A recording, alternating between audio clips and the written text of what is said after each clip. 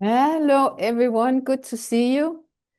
Hello. Um, Wonderful to see you back.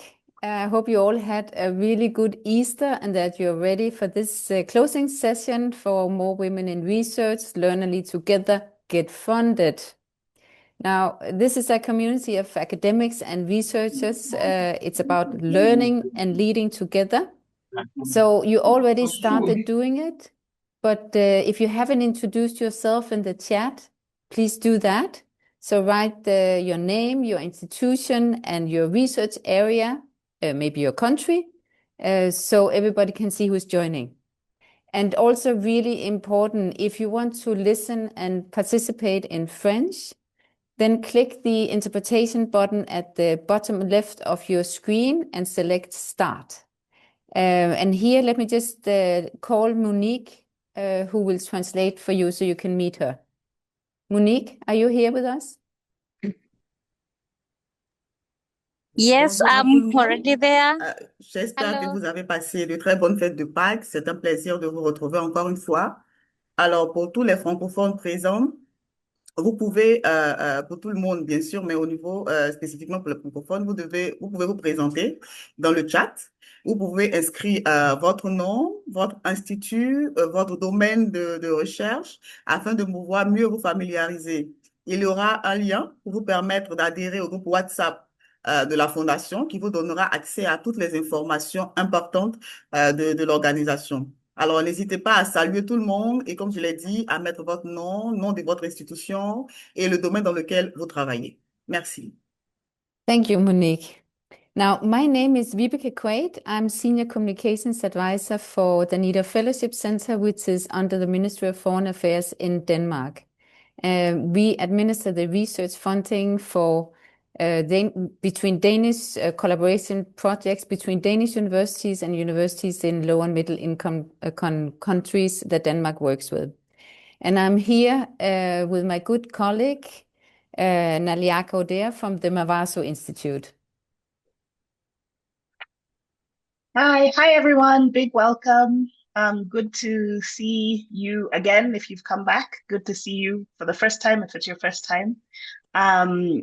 As Viveka mentioned, today we're all here together to wrap up our first module, Get Funded, of the Learn and Lead Together training under the More Women in Research. Many of you have been with us since we first launched on 11th February, and maybe you returned again when we started this module on the 5th of March. But if any of you are new, please welcome. Maybe you can also let us know as you're giving us your information in the chat. You can also say first time here or something like that. So Vibeke, back to you.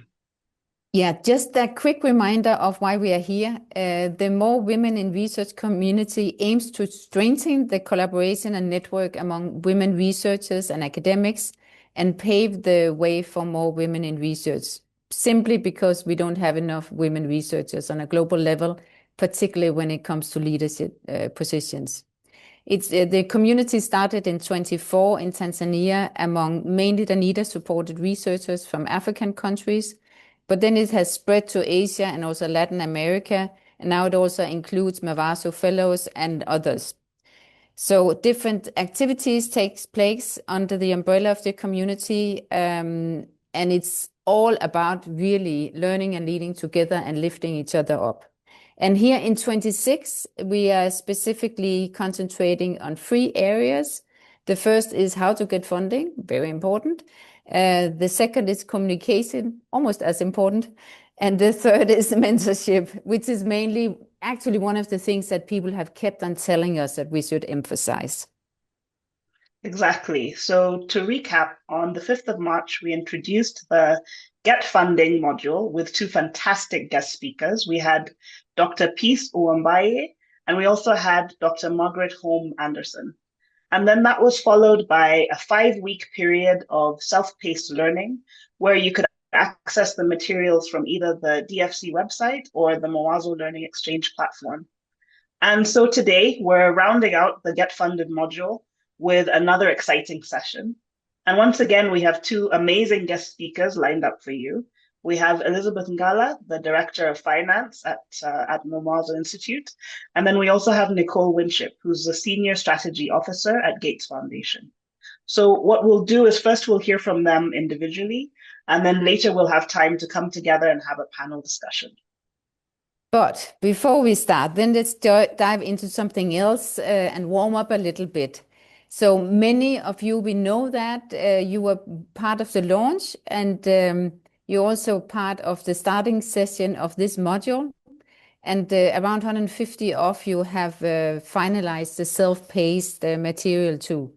So whatever you have been in the journey, share with us the experience that you have had in 1 or 3 words, and take a few seconds to think. Don't overthink, and then press the button, share buttons, the share button at the same time when I say go. So I will count to 3. 1, 2, 3. Are you ready? Press the button with your words, and let's see what comes up. Ooh, that's a great first word. Enriching. That's terrific. Amazing. Also, you were very quick and ready with the words. Informative, inspiring, opportunities, insightful, uplifting, collaboration, good. Hi, welcome, Naomi. Insightful, uplifted, another informative. I've seen 3 informative so far, which is really music to our ears. That's what we want to hear. Thank you so much for sharing already, and please keep them coming, because it's really good for us to see what you all think of this experience. Terrific, exciting, insightful, eye-opener, amazing, pragmatic, insightful, and so informative, learning more. Insightful, we've seen insightful a few times as well. Inspirational, really nice. inspiring. Yeah. This is great. Thank you. Yeah, thanks a lot. And hopefully we'll continue on this path, right? Now, again, before we really start with our guest speakers, we have a few house rules. Please keep the speaker view enabled so you can see the spotlighted speakers. And please remain muted while speakers are presenting. It's very welcome if you keep the camera on, then it's sometimes easier for the speakers to feel that they are connecting with you. And as you do now, please feel free to share your questions and comments in the chat, and we'll try to follow them up when we get to the panel session or part of the session. And then really important again, if you want to listen in French, click the interpretation button at the bottom left of your screen, and then select start, and Monique will talk to you. So Naliaka, are we missing anything? I think we're good to go. So now we can hand it over to our other colleague, Damaris, who's the fellowship lead at the Mwazo Institute, to run us over what we've been through and what's coming ahead. Hi, everyone. As mentioned by Naliaka, my name is Damaris Ndua from Mwazo Institute. The objective of the Get Funded Understanding Research Grants course was to help researchers build foundational Excel skills for budgeting and financial management, to strengthen researchers' ability to prepare well-structured research budgets, to equip researchers with practical strategies for managing grants funds responsibly, to help researchers understand funding requirements, rules, and common mistakes, to provide real-world insights into successful funding journeys from experienced researchers and grant management experts. The course was delivered through blended learning, that is through self-paced downloadable PDF lessons for Lesson 1 and Lesson 2, where for Lesson 1 we had top Excel features and functions for research, budgeting, and financial management. And for Lesson 2, we had top 10 tips for budgeting and financial management of a research project.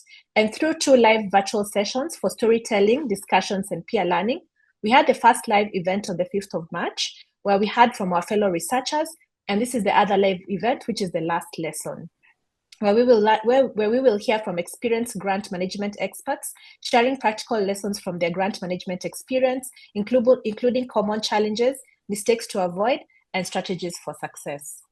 We would like to get feedback from you about the course, and we therefore sent you a post-course survey yesterday. In case you didn't receive it or you have not had a chance to fill it yet, we have shared it on the chat. We will now give just a few minutes for you to fill the survey in case. I think now I'll hand it back over to Naliaka to introduce you to our first guest speaker. Over to you, Naliaka. Thank you, Damaris, and thank you for reminding us on what we've been through for the past 5 or so weeks. Without further ado, I'm really excited to introduce you to our first speaker.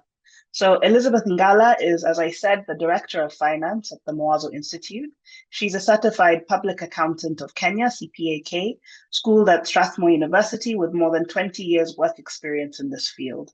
Liz has a great mix of skills and expertise with a major focus in project finance management, grants management, financial procedures and protocols and controls, tax management, financial analysis, budgeting, internal audits, and management of external auditors.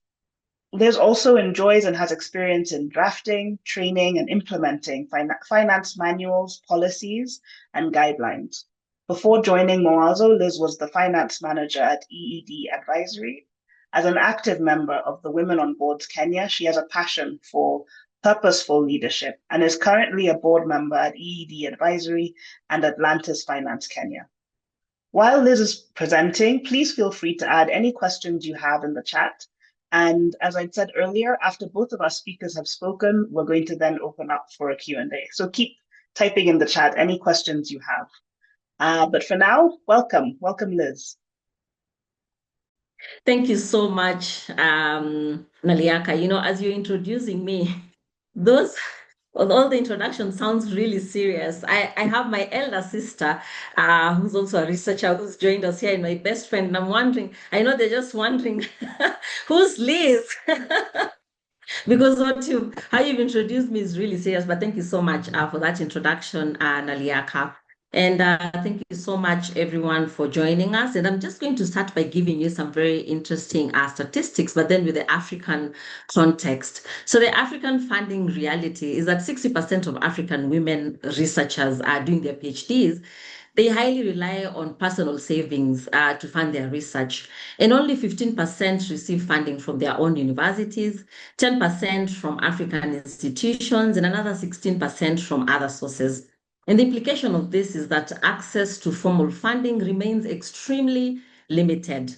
And so the opportunity really lies in positioning ourselves to be both fundable and findable within and beyond these constraints. So the reason why I'm going to be using a lot of the word fundable and findable is because these are very important aspects of being funded at the moment. And they're also coming from an incredible book by Levin L. Brown, which is called Fundable and Findable. So you'll be hearing these words so much. So before I continue, I'm going to request Elena to play for us a short clip.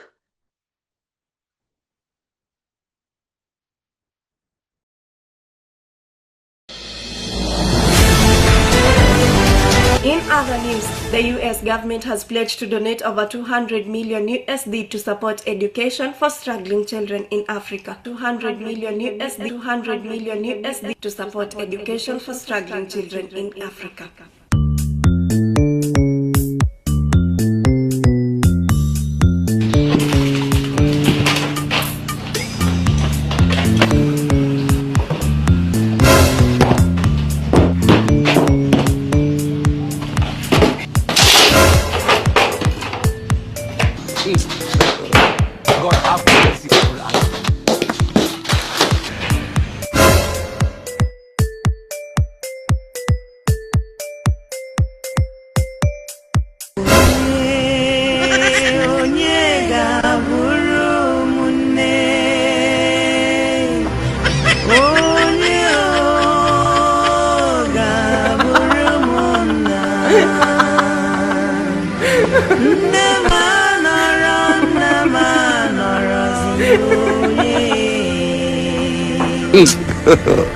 God have mercy upon us.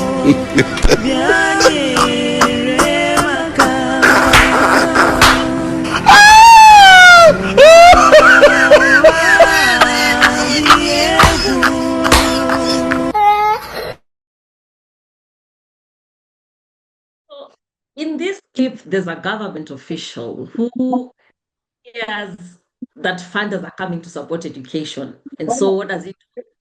He goes to a school, stages poverty, he breaks desks, a desk that was standing and functional and could be used. He breaks the desk and he brings in children to make the situation look so bad and even worse than it was. And this was just in an attempt to try and increase the chances of getting funding. And so it's a hilarious video, but then it's also deeply uncomfortable because it reflects a real tension in the funding ecosystem. As researchers, we may not be breaking desks, like it's been shown on the video, literally, but you do face a similar pressure. And the pressure is to present our work in ways that will attract funding. And sometimes it can be quite a way of pushing us towards exaggerating problems and simplifying realities that are there already, or even framing our communities only through deficit. So the question becomes, are we representing reality or framing it? Because the truth is that funding often follows perception. And the clearer and more compelling your story is, the more likely you are to be funded. But if that story is not grounded in truth, like we've seen in the video, then we risk designing solutions for problems that are distorted or even misrepresented. I've seen there was a table, and for me, as I look at that video, the table just represents platforms in which we can actually display or even table the issues. But then he was breaking the table that was already existing. And so he's also part of the problem. And over time, this can become very costly and it can cost credibility, it can cost trust, and ultimately it can cost impact.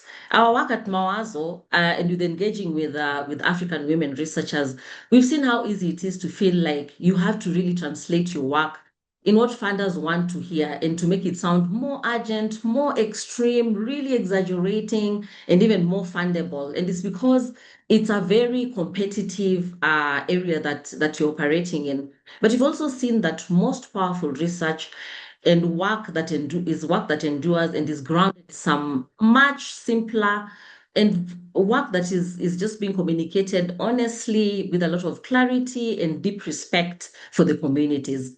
So this means that storytelling is not optional. It is actually critical. It's a critical skill to have when you want to get funded.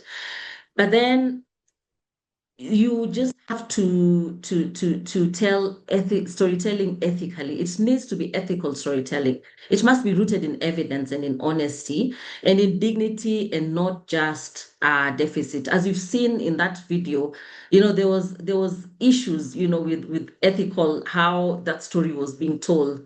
And also there was a lot of indignity going on to even the children are being put inside the classroom and for them being forced. One was even being slapped, his shirt was being torn.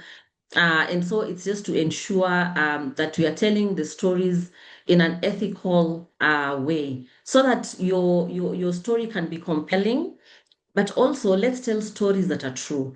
Because in the long run, the goal is not just to get funded, it's to build knowledge, credibility, and impact that lasts beyond any single grant.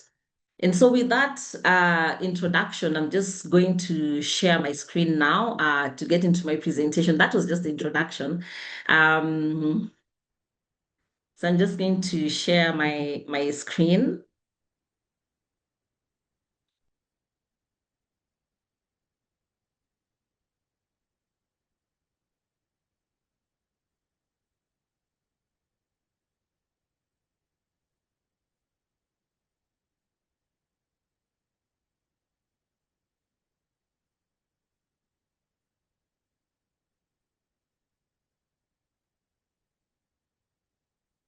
And I hope you can all see my screen now. Okay, and so I'd like us to first start with understanding the grants landscape, because then with the understanding of the grants landscape and the fundraising landscape, then we'll go into securing a grant. We'll actually go a little into the fundable and findable framework for research. We'll get into grants management and reporting, and then we'll get into the do's and don'ts of funding for researchers, and a very exciting session that you're going to be having in closing which is how to stand out. And this is actually going to be run by Naliaka. It's a very exciting session, so please ensure that you stay till the end of this presentation. So in understanding the grants landscape, we'll start by understanding the grant cycle. And every grant cycle usually starts from choosing a source of funding, and it always ends with writing a grant report. And so this is just to introduce us into the first stage of grants making or getting funded, which is choosing your source of funding. And so we'll first go into the types of grants. And so for grants, as we all know, is financial awards, that are given to individual or groups for funding specific projects. And so we have different types of grants, and some of the grants, the different types of grants are actually coming from experience, with interacting with funders and just knowing the types of categories that they have when they're giving out funding. So we have project grants. These are grants that are usually tied to execution of a specific project. And they can be for funding research projects or different scales, like for doctoral dissertations in the university's research groups. And then you have equipment grants, and these are grants that are used for purchasing equipment, which are usually even to upgrade a facility in an institution. And even some of these grants that I'm mentioning, actually some grant categories that we all have at Mawazo, just to assist the researchers in conferences. In Mawazo, we usually give travel grants, and these are usually essentially for covering costs for attending conferences, also other travels that are in relation to your research work.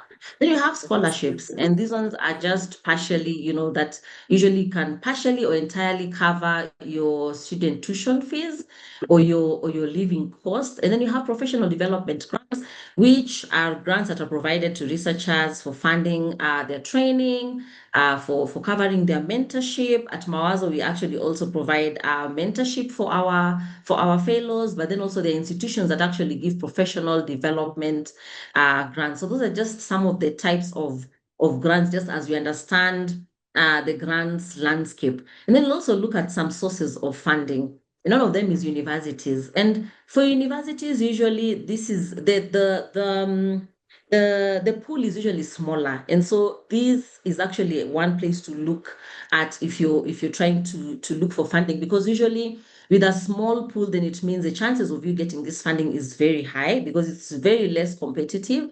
And then you have government agencies, which is a major source of funding research in academia. And some of the government, even like in Africa, an example of government agencies is like the Kenya National Research Fund. In South Africa, we have the South Africa National Research Fund. Then you have some private foundations and NGOs which are aligned. Usually they give funding in areas that are aligned with their priorities. Different foundations and different NGOs usually already have their strategies and they have their priorities. And so they give funding that are aligned to those two major aspects. And then you have development aid organizations. And a good example here is USAID. We also have the Swedish International Development Cooperation Agency. These are just types of development aid organizations. And mostly they usually fund governments or civil society organizations or even individuals who are engaged in research in topics that are, again, relevant to development. Then you have industry and the private sector. So this is one area that researchers haven't really tapped into so much. And this was even coming out when you attended the African Union Summit in Addis last month. And private sector leaders were there. And what they were saying is that they actually don't come across researchers approaching them for funding, yet they usually invest very heavily in research and development projects that are relevant to their core businesses. And so this is one part actually that needs to be explored more. But also as you're seeking for funding in these different areas that we've looked at, you need to also seek funders that have an interest or have an alignment with your area of research, because this makes it easier for you to do your proposals. And also, as they receive those proposals, then the first thing that they look at is it aligned with their interest or their strategies? And then once you have identified your source of funding, you need to ask yourself a couple of questions, even as you go for these funders. You need to ask yourself, can you maintain your research independence? And this means that are you able to own that research without interference from the funder? The other important question is to ask yourself if there are any conflict of interest, because most funders usually they even have a section, where they have some specific conflict of interest, and these are areas that you really need to look into, even as you go for the different funding sources. And then you should be able to also ascertain if you'll be able to publish or even publish any sensitive results, of your research work, because also there's some funders who have restrictions when it comes to publishing. Then you also need to ascertain if the relationship with the required collaborators or the funder is equitable. We have seen cases where there's usually unequal partnerships, where the funder comes in really as a much bigger person, and then it's no longer a collaboration. It's more of directing your research in a way that they would want or what they would want to achieve. So you need to ask yourself these questions. And then lastly, you need to just ask yourself if the funding organization aligns with your values. This is very important, because also it should not come at a cost of you going against your values only in getting the funding. And so these are very important questions to ask yourself. So now, after you've already ascertained and also asked yourself these questions and gotten your source of funding, now you're going to have some tips for proposal writing, because now you've already identified where you want to get your funding from. And how you can strengthen your proposal is, one, you need to establish the value and significance of your work. And how you do this is you need to relate your research to the funder's interests. You need to explain your work. And you also need to link your project's big picture significance to specific project activities. So this is very important, just to make the funder or the partner that you're trying to connect to is having a clear understanding of the work that you're doing. The second one is you need to write a clear problem statement. So you need to define the specific problem or the gap your research is addressing. So this needs to be very clear. And then you need to explain your approach to the problem and need to justify your problem, just so that also the funder is able to follow through in these areas. You also need to adopt a clear and answerable question and hypothesis. And you need to select methods appropriate to your research objective. So you also need to ensure that your experiments or the methods that you're going to be using, your methodology, can achieve your objective. And this needs to come out very clear in your proposal, at the proposal stage. Then you need to, most importantly, match your budget and timelines to the scope of your project, because you need to avoid estimates and timelines that are not realistic. You'd rather just have realistic deadlines and budgets, and then have this conversation with the funder. The sixth one is you need to propose.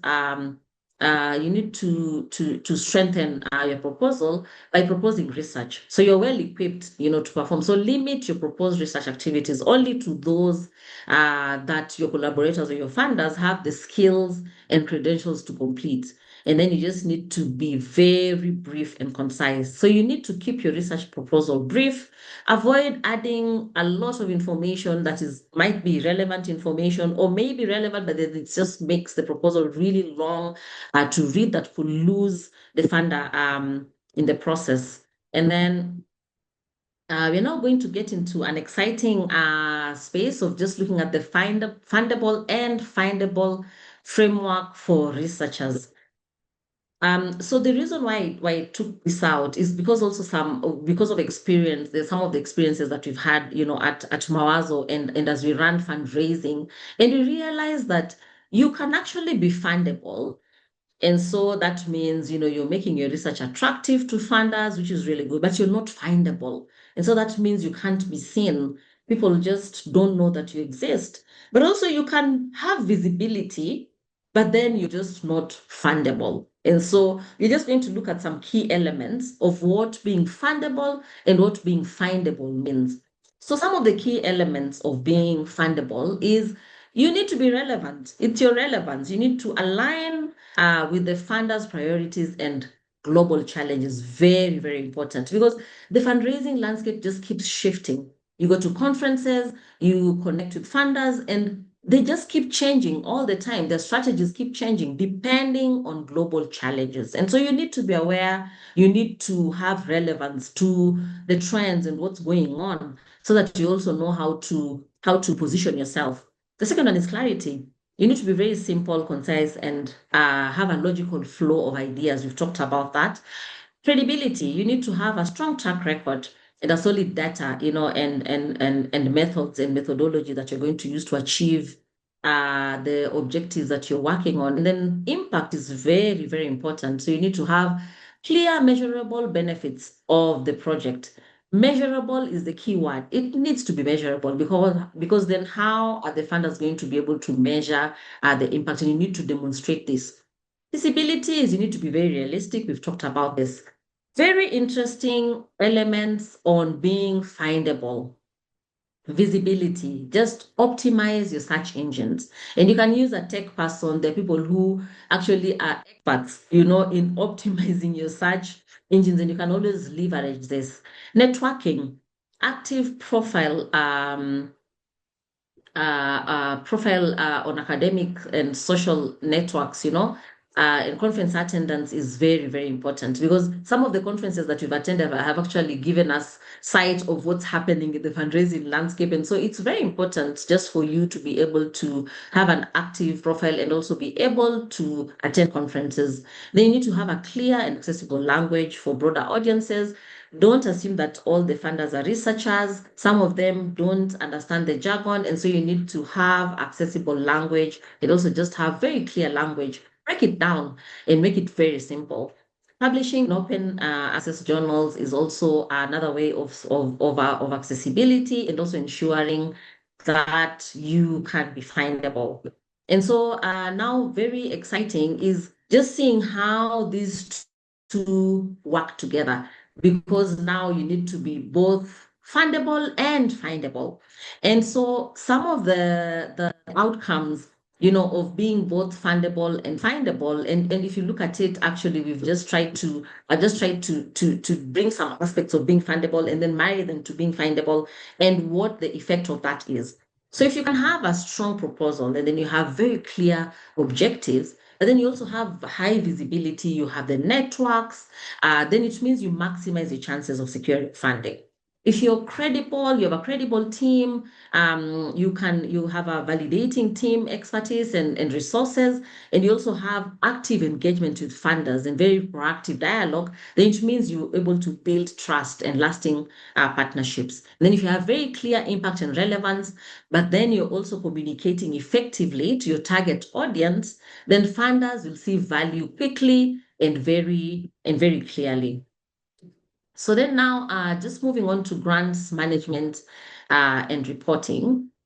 And grants management and reporting process is all about showing your funders that you're using the grants as agreed, as you had mentioned in your proposal, and that you're meeting your research objectives and that your project is on time and within the budget. And doesn't mean that you also have to, if you're going to go off what you had agreed for your budget, it's always good to always communicate this to the funder. Always engage the funder and just ensure that they have visibility of how your budgets are going. So how do we implement and manage the grants? This just means honoring the commitments, that you've already made in your proposals and what you'll do and how much it will cost. So one of the tips, some of the tips that you can use here is just follow your budget and work plan. Get approval for any changes. As you said, don't keep it to yourself. Always communicate this to the funder. Keep copies of key documents. This is really a good way of showing accountability. It's not just about transparency. It's not just about keeping receipts, but it shows that you're also being accountable for the funds that you've been given. And then maintain very good financial records. Manage different grants separately. So don't mix up the grants because also different funders usually have very different templates and they also give you in different categories as we already saw. So now you're going to go into the do's and don'ts, which we call like what works and also what the common pitfalls are as you're trying to to secure funding. So the do's are you need to align with the funders' priorities, and some of these things we've already talked about. You need to tell a clear, compelling story. You need to demonstrate impact, make it measurable, not just the activity. You need to build strategic partnerships because research cannot be done in isolation. You need to partner with other researchers. You need to have multidisciplinary projects running around your research. A good example that I usually share is the example of how the breast feeding rooms in Kenya became law and the policy was passed. It's because it wasn't one research. It's different researchers who came together. One was doing research on the mental health of the child, one doing research on the mental health of the mother, one was doing the nutritional value for having babies breastfeed. And so this was very easy to implement because then it was different people coming in with different research, and then they brought it together. One of the organizations that actually rolled this, the first organization that rolled this was Safaricom. They had breastfeeding rooms, and this was how this was implemented. And so don't work in a silo, just build the partnerships. And then be realistic and transparent. You've talked about this. And also just leverage on visibility. And some of the pitfalls is don't overpromise. Just be very true to what you're able to achieve. The funder is willing to work with you. And don't ignore guidelines. Because when you ignore guidelines, usually your proposal it doesn't go even to the very mid stage, of that selection process. We have actually experienced this at Mawazo when we do our calls and then we get in the proposals. The just following the guidelines is one of the things that can actually take you to the next stage. And funders usually share these guidelines. So just ensure that you're reading them very carefully and don't ignore them. And then don't work in isolation. We've talked about that. And then also don't take rejection personally, because then this is a learning process. This is how you get to know how to do better next time. There are some funders who usually come back and even explain or talk to you about why, or the reason why you didn't make it to the next stage, why you're not able to secure that funding. So just don't take it personally and just take it as a learning process. So now we're going to go into a really exciting time, and this is just how you can stand out, because you need to ask yourself, what is your unique funding story? Because this is the only way of standing out. It's to ask yourself, what is the unique story that you're telling? Because it needs to be your story and you need to own it. And so you're going to go through a very exciting exercise, which is going to be an elevator pitch exercise. 60 seconds elevator pitch exercise. Imagine you've met a potential funder and all you had was 60 seconds. How are you going to sell your research in a way that they're actually going to understand what you're saying and they can actually start feeling the impact? And most of the time when funders have reached out or have called or have wanted to engage, with people who they want to work with, it's not usually because they met for an hour. It's not usually because they had like a long meeting. Most of them start from a very simple conversation. And the reason why they get back, or the reason why they want to now get to know more about you, is because of the first impression. It's a first 60 seconds. What did you say? How did you explain your research? How did you sell your research? And so Naliaka is going to take us through this session. But then what I will request now is that if you can put it on the chat for your 60 seconds elevator pitch. And as you do, as that is going on, and then Naliaka will also take us through the how we're going to do that process. In closing, I'd just like to bring out just to bring a summary, of my presentation. And this is what funders are really looking for. Funders are looking for clarity. Is the idea easy to understand? They're looking for relevance. Does it matter right now? They're looking for impact. Will this make a difference? They're looking for value for money. Is this worth funding? And lastly, they're looking for credibility. Are you able to deliver? And so, does your research drive funding decisions? If you hit the 5 aspects that I've mentioned, then you're already ahead of most applicants. And funding is not reserved for the most experienced researchers. It goes to those who are most strategic, most clear, and the most aligned.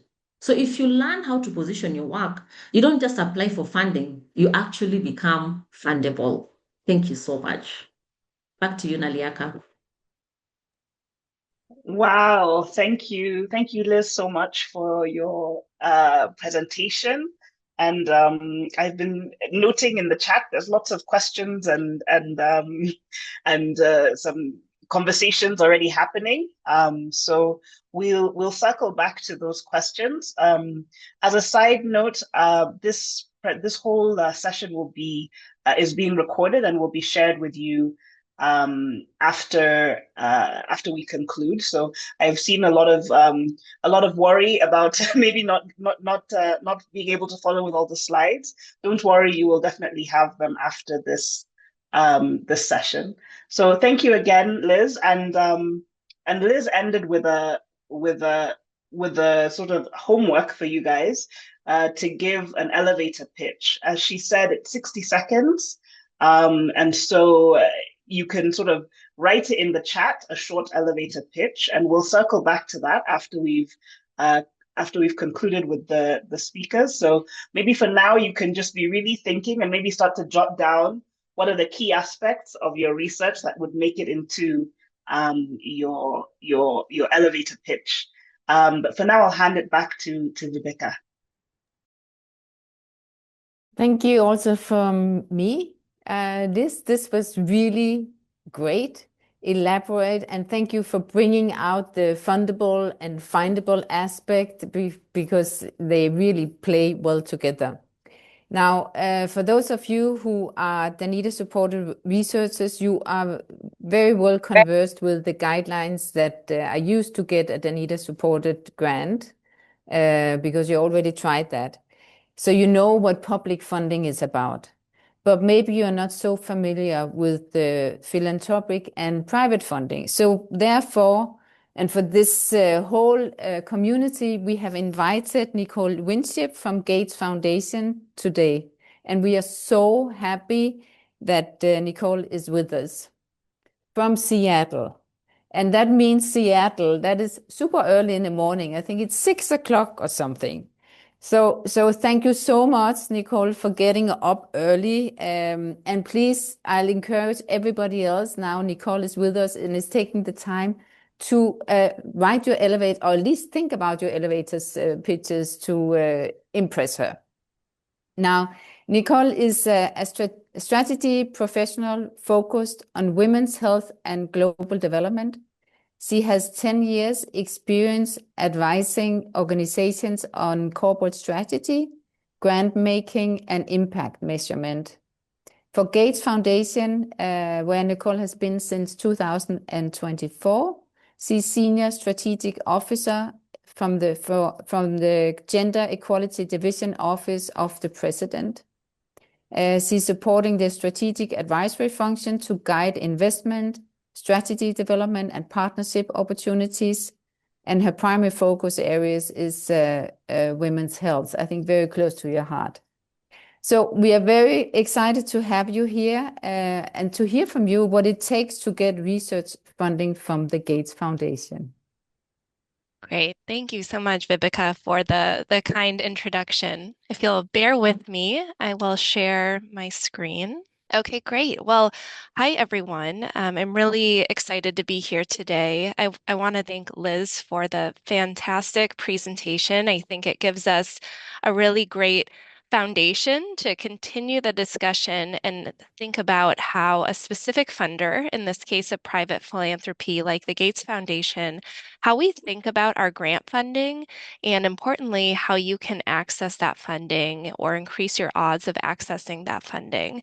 And I'd like to close with an area that I'm passionate about, and that is women's health research. So for those of you who don't know, I wanted to provide a very brief overview of the Gates Foundation. We're the world's largest private philanthropy, and we're committed to fighting poverty, disease, and inequity around the world. We're a grant-making organization. We're a funder, so we really rely on our excellent partners and grantees to carry out the work and help us fulfill our mission. Our grant funding has supported work in over 140 countries, and we have funded well over 1,000 different grantee organizations. Last year, we announced that the foundation would be closing now in 19 years, and we have a tall order of dispersing around $200 billion in the last 20 years of the foundation. So we have a lot of grants to make. Okay, so to give you a sense of what the Gates Foundation focuses on for our grant making, we have 6 what I'll call programmatic divisions, and that's A through F on this slide. So under those 6 programmatic divisions, we actually have around 40 program teams. So that could be anywhere from 20 to 100 staff. And those teams are focused on specific topic areas. So in global development, for example, we have an emergency response team. Under our global health division, we have teams focused on HIV or TB or malaria. We have a team dedicated to diagnostics. In our gender equality division, where I sit, we have teams that focus on cross-cutting gender issues like women in leadership. We also have quite a few health-focused teams looking at maternal health or women's health. So the list goes on, but I'll pull up a few examples in a minute just to bring this to life. But I think the takeaway is that this is a complex and very large organization. We have around 2,000 employees all over the world. So as you're thinking about exploring grant funding, try to get to know how we're organized, where your area of research is most relevant, and that can help you do your research on what our strategies are. We have a lot of information on our website, so you can get a sense for what is the Gates Foundation trying to do to advance our objectives in malaria. What types of grants have we been dispersing in our maternal health portfolio? So highly encourage you to take a look. Okay, so we have 2 ways of providing funding at the foundation. I'm going to talk about grants today, but I also wanted to acknowledge we do have a special team at the foundation that actually invests in for-profit private companies. So if you're curious, there's a QRL code. This is on our website if you want to learn more about some of our other funding vehicles, but today I'll be focusing on our grants. So to bring this to life, I wanted to share, this is a bit of a random sampling of some of the grants that have been approved just in the last 12 months at the foundation. You'll see we have grants covering agriculture and climate, quite a few on health, so maternal health, polio surveillance, drug development. This is just a small number of the over 1,000 grants that we approved in the last year. So just to give you some ideas, if you're curious if your area of research is a focus for the foundation, you can search. We have a grants database. It's on our website, and you can scan the many grants that we funded, and you can get a better idea of the types of grants that we make. Okay, so how does our grant making process work? So the first phase of our grant making is where we have our teams and we are thinking about what types of grants or projects would help us achieve some of our objectives in XYZ topic. So we have program officers within each of these teams who are really out in the ecosystem. They're talking to researchers, they're at conferences, they're reading literature, and they're coming up with the ideas or the concepts for a grant. oftentimes they may have a grantee or several grantee organizations in mind, those that they are familiar with, those that they've read papers from, but that isn't always the case. In terms of soliciting proposals, if we decide to proceed with a grant project, we have a few ways of pursuing that. Most commonly, we do direct solicitation.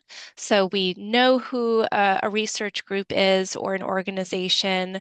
We feel they may be a strong fit to implement this grant concept that we have developed, and we might send them an email asking for their thoughts or an early proposal or concept. We may ask for a discussion. Another really important way we source grants is through requests for proposals.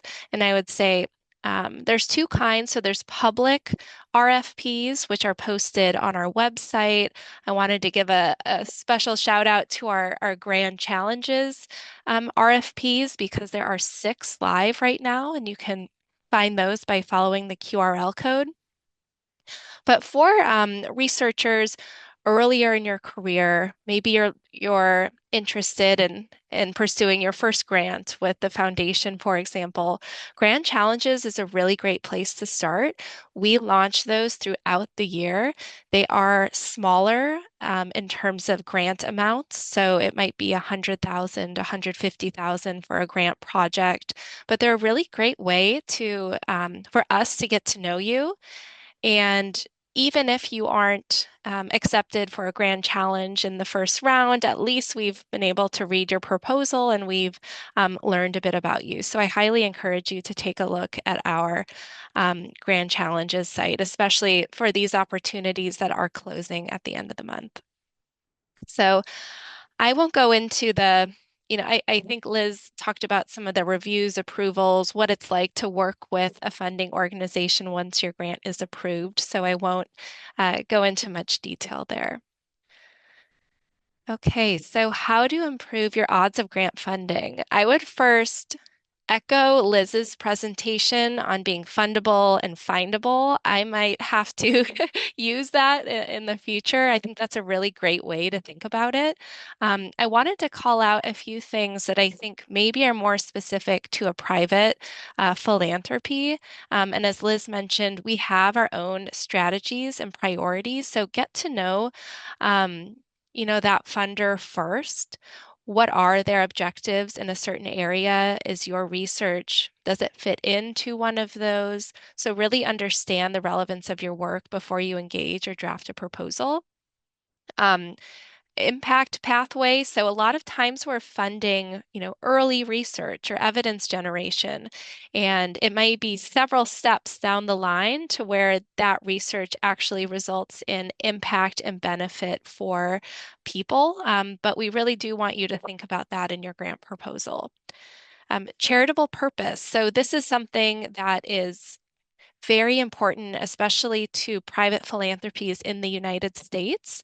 So as part of our ability to call ourselves a philanthropy, all of our grants need to be for a public good, and the results must be open access. So Liz touched on this as well, but that is a non-negotiable, a very important piece of all of our grants at the foundation. The next one around local context, I think this is where researchers can really shine in connecting the dots to what's happening in communities and how does this research address some of the barriers or challenges that are occurring for real people. So demonstrating, an understanding of the local context where your research or your work aims to benefit. So what else can you do? RFPs sometimes don't have very long windows. So our Grand Challenge RFPs, I think they're open for 6 weeks. So I would really encourage everyone, if it's setting a calendar alert, once a week, I'm going to check these couple of grant databases. I'm going to go to the Gates Foundation website, see what Grand Challenges they have. AI or ChatGPT can be really helpful. You can type in what open RFPs are available right now in my area of focus.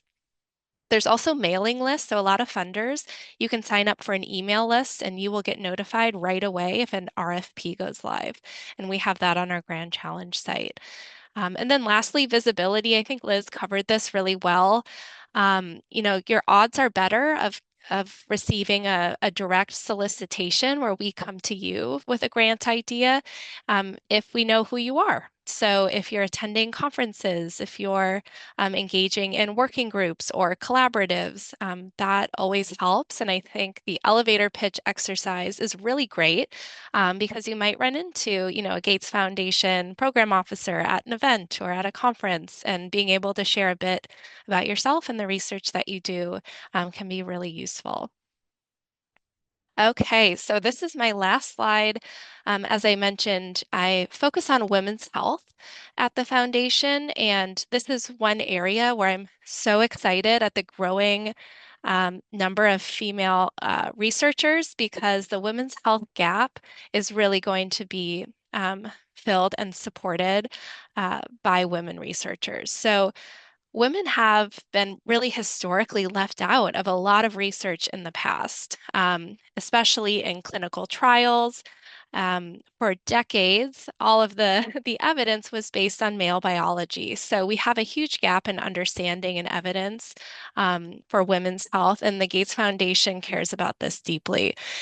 So we've committed a good amount of funding to put towards women's health in the next couple of years, covering everything from obstetric care to contraception to gynecology and menstrual health. And I wanted to reference quickly the Innovation Equity Forum is a forum that I coordinate with one of our grantees. And this is an open community. It includes a lot of researchers, and we assemble working groups. We have in-person events. So if you're interested, please do join. We're doing a quarterly webinar series as well. And if you don't think you're in the women's health space, I'd encourage you to think about, how any condition that affects women uniquely, differently, or disproportionately, that covers really a lot of ground. So, so much of our health work at the foundation really is women's health. So I would like to close there, and I'm excited to hear your questions. Thank you, Vibeke, back to you. Thank you so much. Thank you for covering. I don't know how much in such a very concise form in a very limited time. This was extremely helpful, and also alerting on the RFPs that you are having. I'm sure that many people here will find that extremely interesting, that you actually can reach the Gate Foundations in that way. So thank you so much. I'll encourage you, as Nicole also said, get the elevator pitches coming. And for all the questions that are coming in the chat, we'll try and address them in the Q&A session here or at a later stage, so we get through it all. So thanks a lot, Nicole, again. And then I'm going to hand over to Naliaka and the Q&A session. Okay, wow, thank you to Liz again and to Nicole. Thanks so much for those presentations. As we said, we'll circle back to answer some of the questions that we've been seeing in the chat, and then also maybe some questions you might have on the spot. So if you do have some questions for Nicole or for Liz, please just continue to write them in the chat, and that makes it easier for us to collect that information. Or else when the time comes, you can also put up your hand and then share your question then. But for now, we're going to circle back to this homework that Liz gave you about elevator pitches. I've been seeing quite a few of you writing down some of your elevator pitches, and it's also really interesting to see the different areas of research that we have in this group. They're very, very diverse. With Janet first, and then with Chingayesiemi second. And then what I'd ask the rest of you to do is to please share it in the chat so that other people can give their feedback and can also enjoy your elevator pitch. But okay, Janet, if you're ready, 60 seconds, go.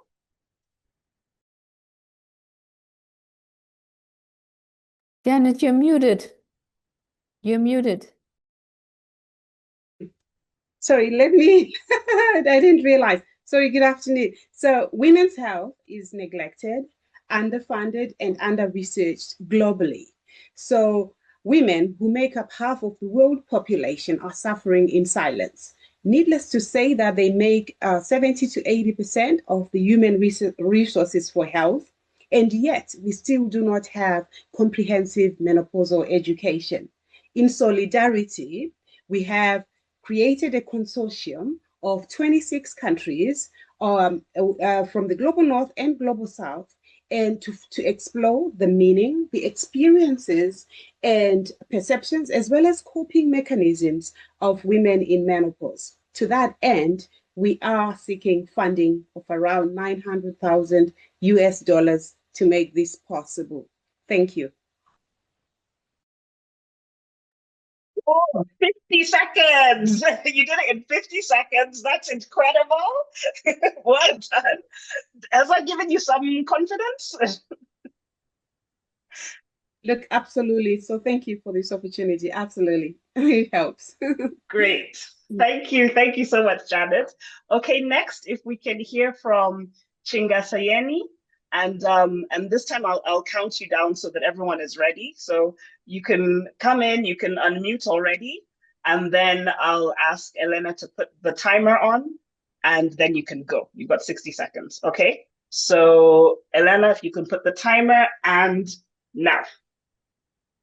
Yes, so we have found out that in the global south, the challenge when it comes to climate justice is to do with knowledge by the next generation in terms of what are they inheriting in terms of the liabilities, but also the responsibilities that they have to the next generation.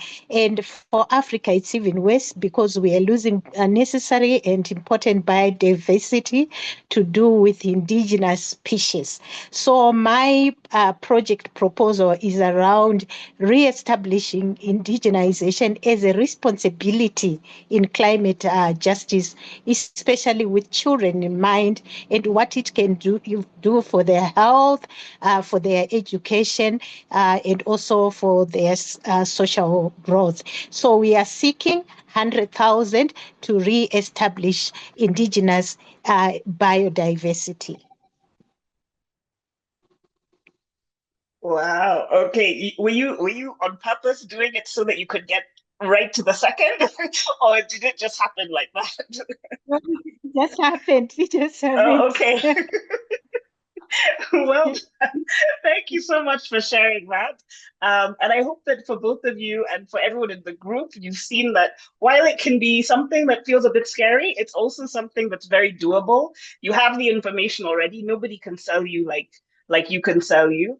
And actually, it's very pertinent and convenient that we've talked about this elevator pitch, because it also leads into something that we'll be doing later in June about owning your spotlight and learning how to communicate about your research, especially to audiences that may not be in your specific area of research. So we'll come back to that as a topic, but I think that was a really great example of how useful it is to be able to just synthesize what you do in a very short amount of time. For now, I'd like to welcome back our two speakers so that they can answer some of the questions that we've been seeing coming in. Hi, Nicole. Hello. Okay, so the first thing is kind of a big, broad question that I've been seeing people sort of dance around. Essentially, it's this idea of this fundable and findable. That's the sort of the big topic that people are talking about. I've seen someone react to the idea questioning, maybe are we centering too much things that are sort of like changing times, things that might not be a permanent issue. The fear here was maybe if we follow trends too much, we may find that what we're doing is something that is only relevant for a specific amount of time and not something that is relevant to larger issues that we're solving, especially when we look at some of the local issues. So that was one of the pushbacks to the idea of fundable and findable. So maybe I'd ask you each to explain in your words your reaction to that statement. Is it the same thing when we say fundable and findable? Does that mean that we're saying just follow global trends? So maybe I'll ask Nicole to answer that first, and then Liz. Yeah, it's a great question. I think one kind of key philosophy we have at the foundation is to provide grant funding where the private sector and where governments either cannot or will not. So I think by nature, where we see a lot of funding and momentum going, we don't necessarily follow that because we're always thinking about where is there a gap. And because of our mission and our mandate to benefit communities in low and middle income countries, that is the first lens that we take. So if it's innovation, if it's a technology, our first question is it relevant and will it be impactful for the communities we aim to serve? So I think I understand the concern. There's a lot of trending topics, a lot of new technology and AI. And at the foundation, we're really trying to keep our mission at the center and to always be scanning where are there funding gaps. There's a lot more funding gaps now than 2 years ago. So how do we make sure, with our position in the ecosystem, we are really helping to advance some of the core scientific and innovation gaps that we see in the ecosystem. Thank you. Yeah, thanks so much. I think Nicole has really captured that very well. But then also, if you look at the topic of trends, I think for me, I will look at it in terms of just knowing how the fundraising landscape is looking. So when you talk of trends, it's not so much shifting, your focus on your research or what you're doing just to align with the trends. But I think it's just having the general knowledge. As Nicole is saying, they keep looking at where the gaps are. And so it means, are you able to have that kind of information? And that kind of information, usually it's a very relational way of getting funds, because also funding just comes through the relational way of fundraising. It's more effective than when you just keep sending proposal. It's more relational. So if you can get into these spaces where you get to get some knowledge and get to know what's happening, what's trending, what is the focus on right now, then I think that's the context that you're bringing in. Of course, just following trends, because this can now make you start shifting in your work. So yeah, so thanks for that question. That's very good. Thank you. Another question that I think many of us can relate to on some level. Somebody has said that they need an explanation on the point, especially during Liz's presentation, that said, don't undervalue yourself. And the reason why I said I think it's something that many of us can relate to is this person may not be aware that they've hit on something that many of us in this space as women often faced with. So Liz, maybe you can explain a little bit more what you mean by don't undervalue yourself. Okay. So this is a really important one, and especially for the early career researchers. So this means that you just avoid, I think in the context that we were talking about in terms of doing new proposals and seeking funding, I think it's just avoiding language positioning in general that can make your work seem less impactful or less certain or even less credible.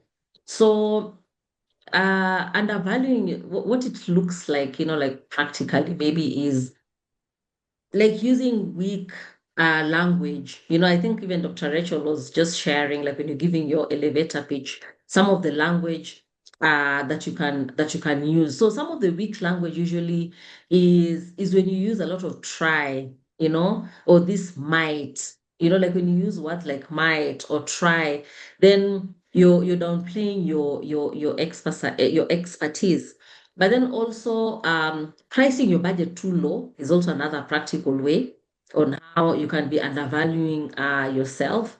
And even just proposing something like smaller than what you're actually capable of delivering, because then you're going with a posture of, I'm not really sure if I'm able to achieve this. So having the posture of you're a smaller, just doing it at a smaller scope, of course, with the intention of scaling up.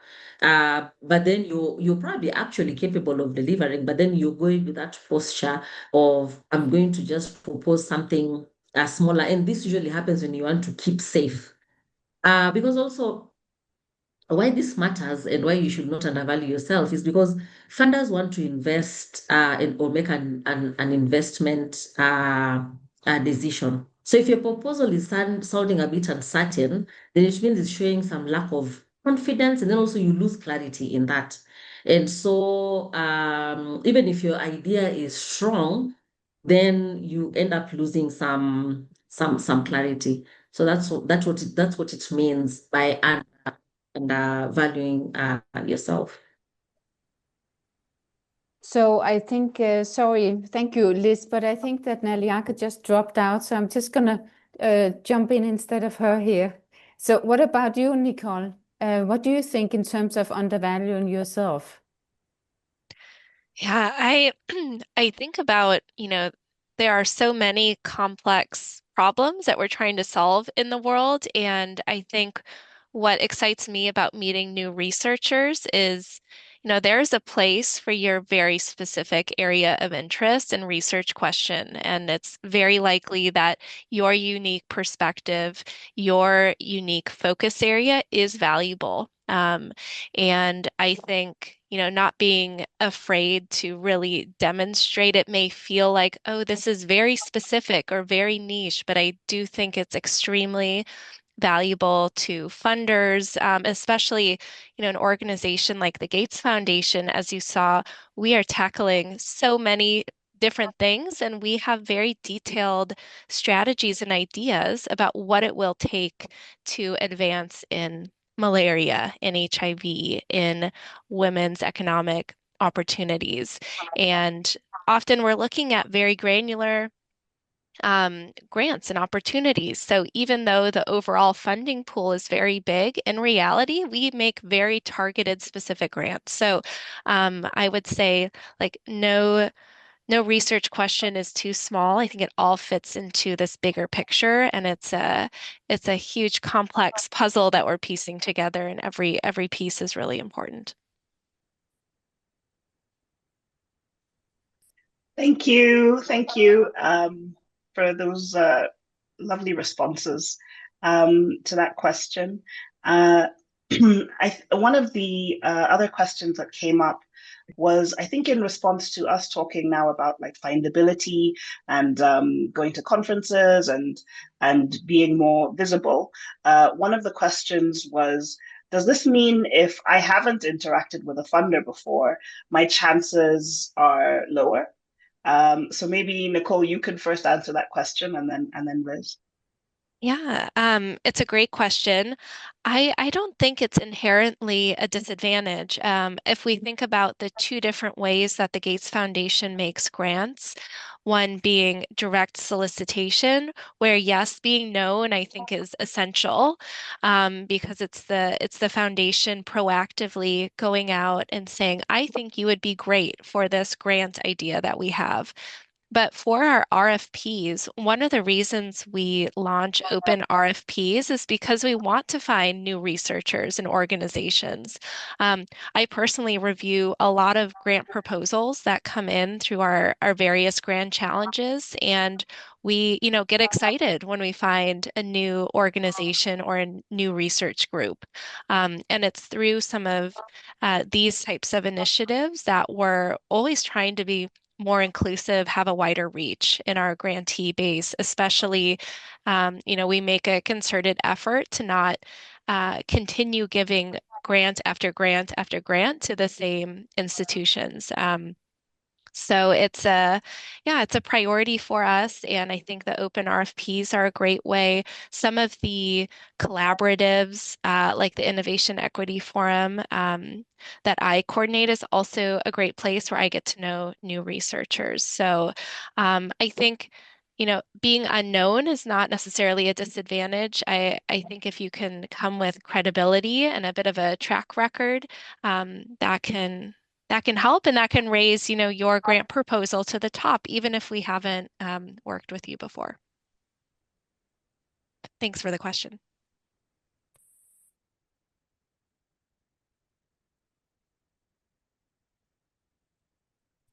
And Liz, do you have anything to share about that? Sorry, about that perspective? Yeah, and that's a really important question, and thanks for sharing that question.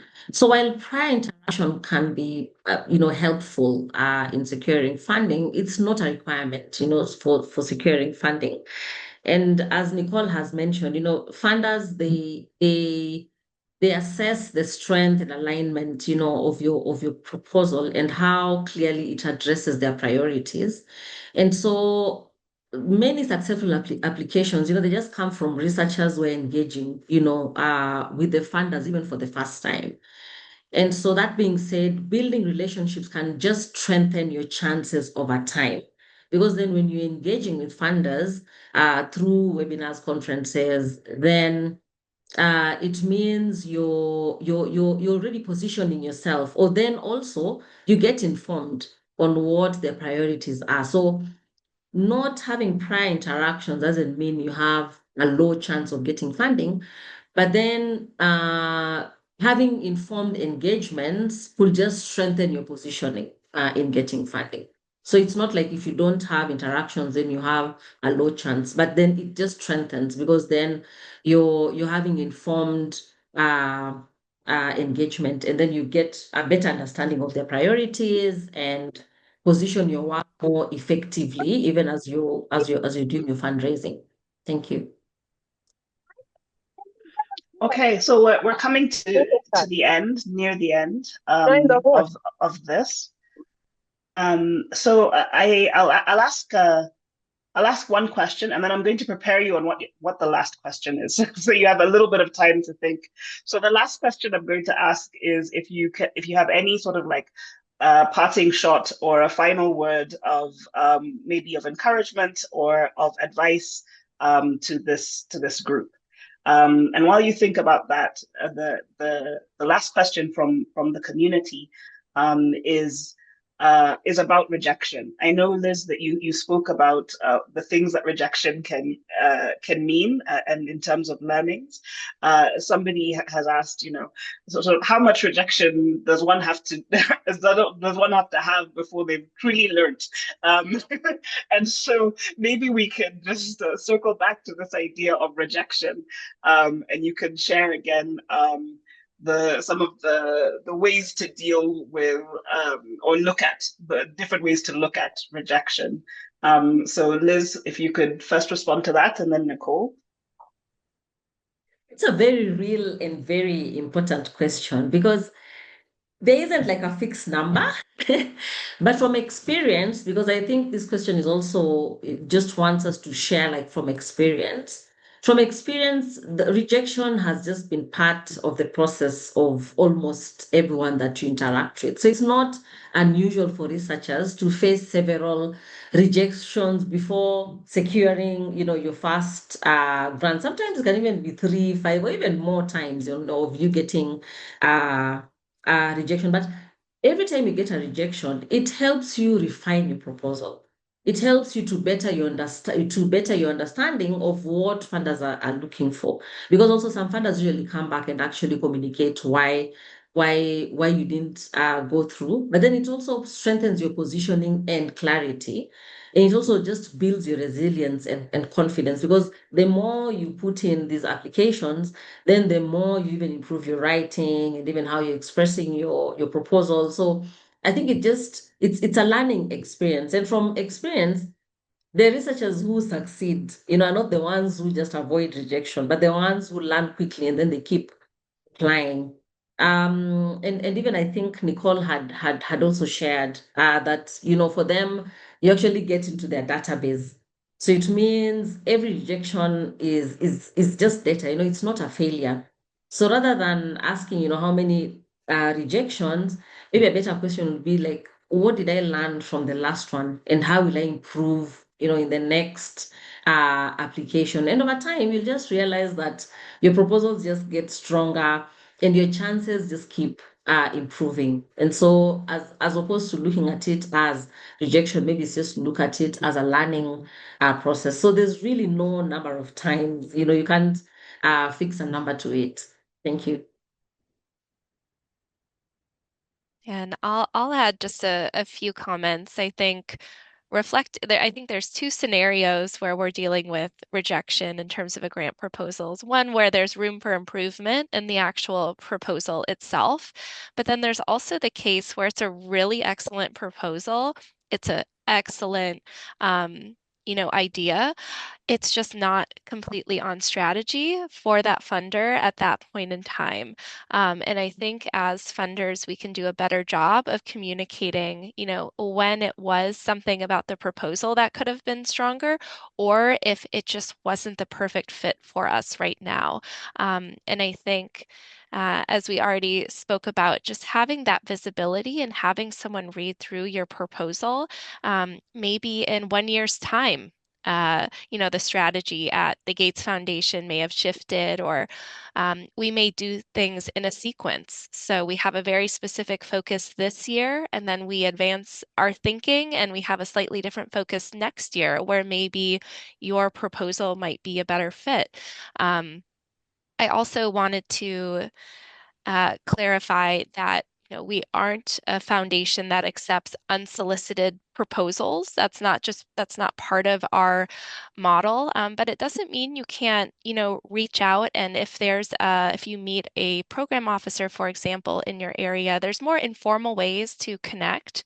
So just keeping that relationship going and making those connections can be helpful. But I think one takeaway that I've had having reviewed proposals and so many that are really great ideas, I think funders can do a better job of saying, we weren't the right fit, but you know who does fund things like this? I've started to do that in our women's health portfolio. We have a funding guide. I'll put the the web address in here on our Women's Health Innovation .org, where we tried to compile. These are other funders that we know consistently fund women's health focused grants. And I think funders could do a better job of referring proposals or researchers to other organizations. So I'll close with that more as a something that's high on my list and that I think we can do a better job at, but really appreciate the question. Yeah, that's such a good point. I'd also like to add to that discussion. Our first session for the Get Funded module also looked specifically at where to find funding, and I think that could be something that would be really interesting for community members to go back to that first video. We have it available on our YouTube playlist to watch that. I saw Dr. Margaret is here as well, so that's kind of nice for her to come as well, to come back to this session. So it's good to see you. And so that we definitely have that material there. Another question that's come up a lot is people asking about funding in their specific areas of research. Again, this is something that we discussed a lot on that first session, and we've continued to discuss in the WhatsApp group. So I would really encourage you, if you haven't joined the WhatsApp group yet, you will find so many people in different fields, because we know that the different things can be quite specific to your research area. And so if you join the WhatsApp group, you may find other people continually sharing advice or links of funders who you can send proposals to or connect with. So that's some advice on that. and sorry, I dropped off again, but I think the final thing had been to ask what your parting shot would be if you have any last piece of advice for the group. What would it be? So maybe we can start with Liz and end with Nicole. Okay, thanks, Naliaka. Mine is very short, and it's just, does your research drive funding decisions? So if you could just write drive, and drive is an easy word to remember. So drive just stands for direction, relevance, impact, value for money, and execution. Thank you so much. Thank you. I think one thing we didn't talk about was flexibility. And I think with our changing world, as much as you can stay in tune to where the science is going, where the landscape is shifting, and be willing to revisit kind of what your focus is or your specific research question. Really make sure it's staying relevant and be open to tailoring if it's for a specific funding opportunity. I think the world is moving so fast, science is moving so fast. So finding ways to stay connected and to keep your finger on the pulse of what's going on in your ecosystem is really important. Thank you. Thank you both. Thank you, Nicole. Thank you, Liz, or Elizabeth for sharing and for giving your time, especially when the time is not such a friendly time in the morning. So we really appreciate it, and I know that from the comments in the group, there's been such good feedback as well. So really, truly, thank you so much. And also thanks from me. Thank you to both of you. And we got so many amazing, words to remember. Fundable and findable, and be on strategy, but also be flexible. And if you get a rejection, do not feel as a failure. Just take it as a learning curve. So, so thank you so much for this extremely informing session. Now, before we close, we just want to update you on what's going to come next. The next module we will have, it's not about money, then it's about visibility. It's called Owning Your Own Spotlight. And it's about how to increase your profile publicly, not in research papers, but publicly. And we will start on the 3rd of June. And we will use the same modality as we did with this module, where we have a live session, then you'll have 4 to 5 weeks where you go through a self-paced learning modules or on the Mawazo platform. And then we'll end again with the live guest speakers here and panel discussions. So you will receive an email where you can register from. So please register immediately. And I think Elena will also drop it in the chat, the link here to the Zoom call. And please also join the WhatsApp group. As Naliaka is saying, there are like so many good discussions and knowledge sharing taking place in that group.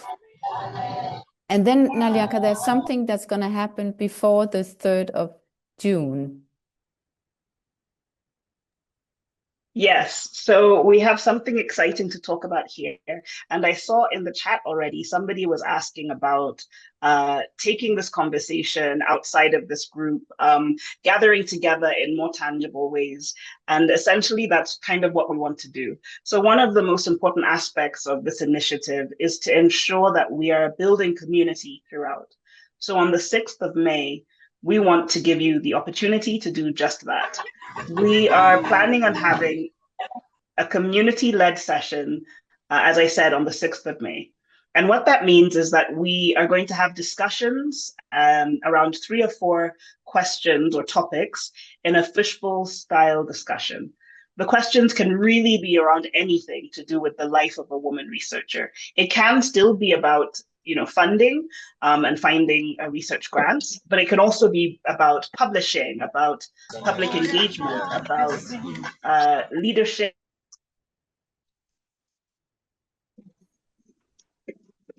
Naliaka, you muted yourself. Sorry. Oh, it could be. mentorship, or even just about your day-to-day struggles and the life of being a researcher. So in anticipation of what I'm sure is going to be a very lively session on the what we want to do now up the floor to questions you think should be share a link in the chat, and we'll also be sharing this link on the WhatsApp group for you to answer over the next week or so. Okay, for you to share in the next week or so. But for now, I'm sorry, Sidia, you keep being unmuted. Thank you. So if we can share the link that Elena is going to share right now, and then respond to it, sharing what are topics or ideas that that you'd want to discuss. So Elena, are you able to share that link?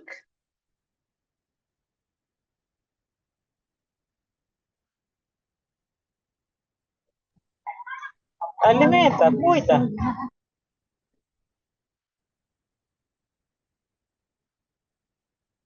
Okay, so Elena has shared a link. It's to Mentimeter. And so if you click on this link, you can just input your answers to topics or ideas that, that you feel we can have this community-led session about. And as I said, it can really be as broad as possible or specific as possible. If you want to research grants, somebody talked about gathering together and really handling this tangibly, coming up with sort of a strategy. That's also okay. But we'd really love to hear from you. And essentially, the concept of this session is that it is led absolutely by the community. And so this is not something that Mawazo or Danida are leading, but it's something that you are leading, because ultimately we're trying to do something that is impactful and useful to you and to what your research careers look like. Elena, I don't know if you're able to sort of share the screen so we can see what some of the answers might be. Thank you. Okay, so thank you. There's already some answers that have come in. And as I said, please feel free to just keep sharing them. Things that have come in: women's career and home commitments, savings group, balancing research and personal wellness, mentorship opportunities. You're quite lucky. Mentorship is something that's coming up as our third module towards the end of the year. And then someone suggested going back to grant funders. Again, mentorship. So yeah, if you could just continue to respond, to put in your answers.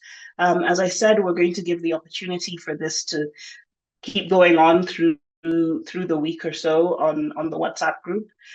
We'd really like to hear from as many of you as possible. And then what we'll do is it will really just be about the topics that are the most requested will probably be the ones that will come to the top and that we'll actually focus on.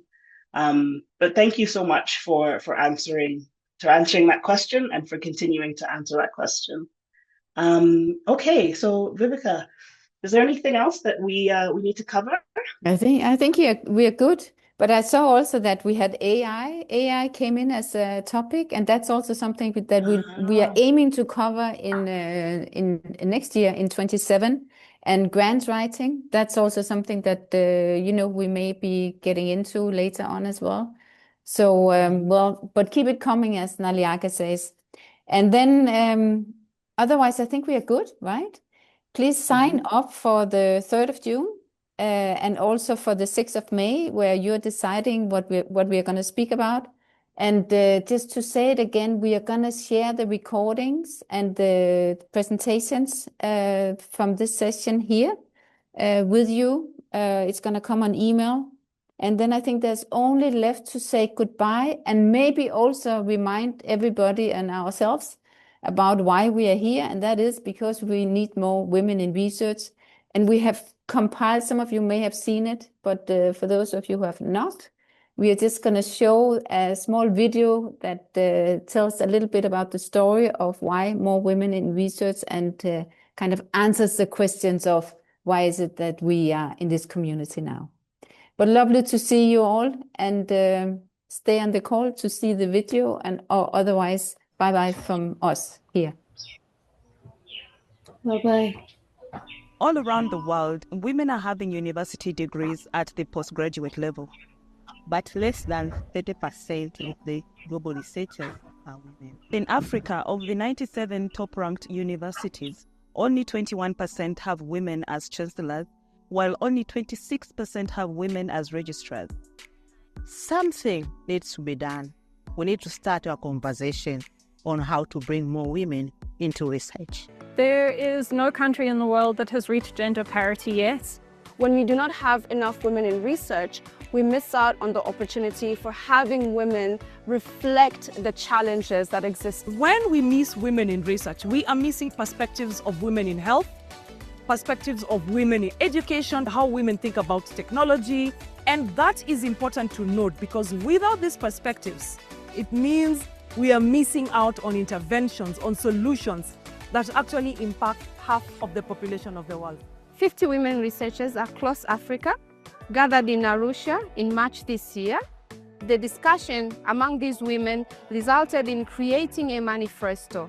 And what a better place than to start by sharing it here with the 300 youth who are meeting for the YouLead Summit, discussing the future of education in Africa and why it matters. Where I'd like us to begin is breaking the glass ceiling. Speak up no matter what it takes. And here maybe we need to know that even when we are talking about glass ceiling, that's not the only challenge women face. They also suffer from sticky floors. So while you're struggling to heat up, there are also those who are struggling to keep you down. So we have to navigate both the glass ceiling and sticky floors.